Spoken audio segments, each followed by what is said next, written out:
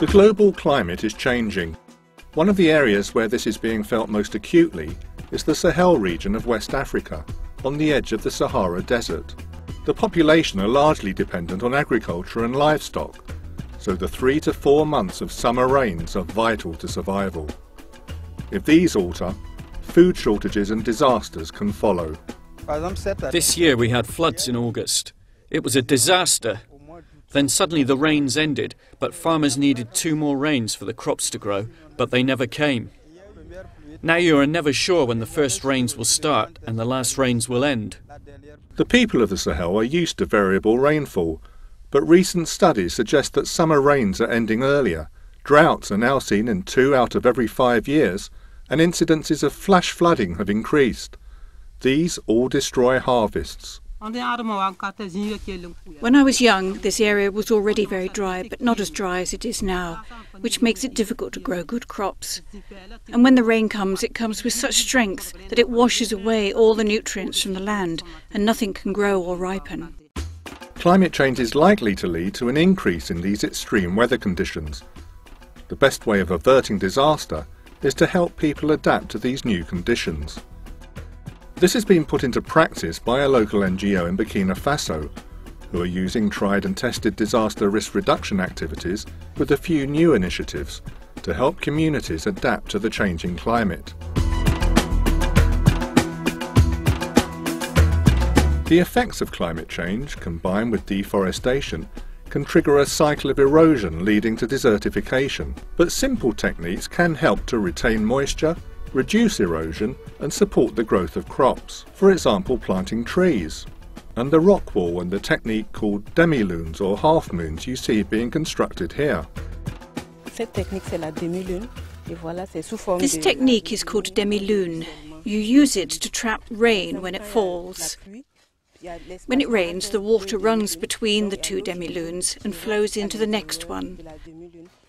The hole holds the water for some days so the seeds can grow. This is very dry land. Before I started using these techniques, you couldn't find grass or trees. These techniques nourish the soil and retain the water so that trees and plants can grow. It is now rejuvenated and very green again. Simple water conservation and irrigation mean that farmers are no longer reliant on the timing of the rains and can even plan for more than 1 harvest a year.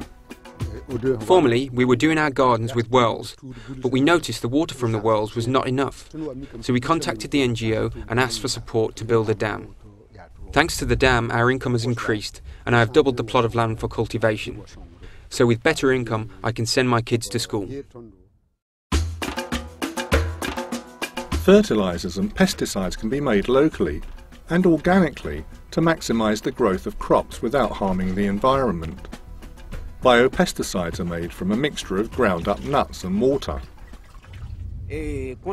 Contrary to what others are doing, here we are using organic pesticides. The bees go around the vegetable garden pollinating, and the pesticides don't bother them. While there, they're using chemical pesticides, especially in the cotton fields, where whole populations of bees have been killed. Improved farming techniques can combat the problems caused by climate change and also increase production. And increasing off-farm opportunities is another solution. With new ways of making a living, communities are no longer totally reliant on rain-fed agriculture for their livelihoods, making them more resilient to climatic shocks. This is a shea butter production unit. We're working with women from poor families. Burkina Faso is a very poor country, and poor people have trouble getting an income. This project helps women make an income to take care of themselves and their families, paying for health care, school fees and clothing. With development comes an increased need for fuel, but with it comes a responsibility to promote clean and sustainable technology. Clean energy sources such as solar power are non-polluting and have many benefits. They help to reduce deforestation and can improve people's livelihoods and well-being. These solar fridges are meant for rural areas. Health professionals are able to keep vaccines safely. In any case, in urban areas it can also be used for health products, including vaccines, and other stuff such as food. These fridges are made in our workshop.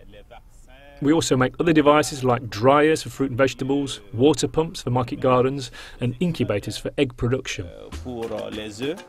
Solar panels can also provide clean energy to poor communities not on the grid system. We have 18 solar panels on the roof. Each solar panel is connected to a regulator which charges the batteries. For example, the traditional profession in these villages is basket weaving. Before they made 1 or 2 baskets a day, but now they have solar lighting. They can have an extra 5 to 6 hours to make baskets. Economically, this is very good. Between solar power and oil lamps, there is no comparison. Solar power is ecological and there is no pollution. In the long term, it is 10 times more economical than using oil. Climate change is a serious issue facing the people of Burkina Faso. Their future depends on how well they can adapt to these new realities. The country's government has drawn up a national plan of action that places great emphasis on risk reduction techniques, such as improving irrigation and soil conservation, and the promotion of new technologies. Disaster risk reduction programs, like the one shown in this film, have helped to achieve these aims at a local level. However, much more funding and technological support is needed to scale up these activities and ensure that there's a genuine impact across the whole country.